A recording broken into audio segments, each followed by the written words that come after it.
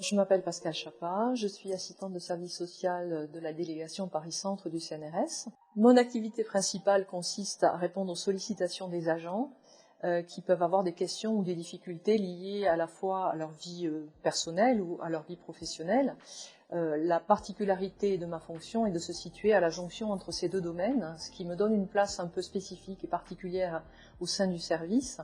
avec un regard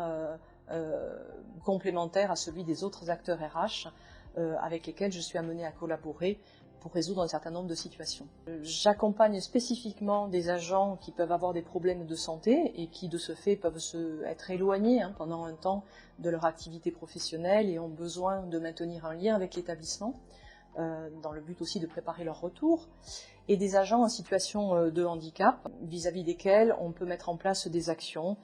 d'accompagnement, d'aménagement de postes de travail, avec notamment les médecins de prévention et en collaboration également avec la mission handicap du CNRS. Je suis également chargée de répondre aux sollicitations des unités qui peuvent rencontrer des difficultés particulières avec certains agents qui peuvent présenter par exemple des problèmes de santé ou qui se trouvent à gérer des situations particulièrement délicates vis-à-vis desquelles ils ont besoin d'un accompagnement spécifique. Je mets en place également au niveau régional la politique d'action sociale pilotée par le service de développement social au sein de la DRH sur différentes thématiques telles que le logement, la famille, la solidarité, la mobilité, puisqu'autour de toutes ces thématiques, certains dispositifs sont proposés et peuvent être déclinés en tant que de besoin par les délégations régionales.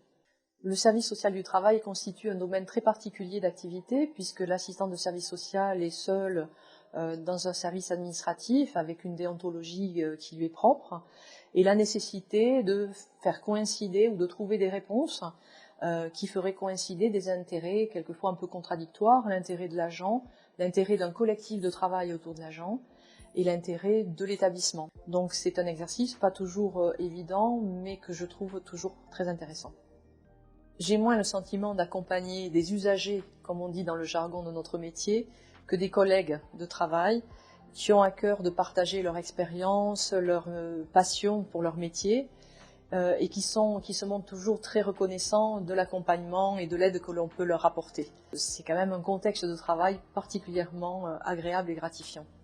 Ce cristal représente certes une reconnaissance personnelle et à ce titre je remercie Dominique Le Fur, Lucie Tachot, responsable du service des ressources humaines, et Véronique de Bishop, déléguée régionale, qui m'ont proposé cette distinction. Mais au-delà, il représente pour moi la mise en lumière d'un réseau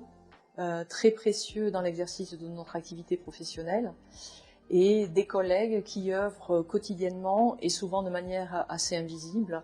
et démontrent toutes leurs qualités, leurs compétences, leurs talents, leur créativité pour accompagner au mieux les agents de l'établissement.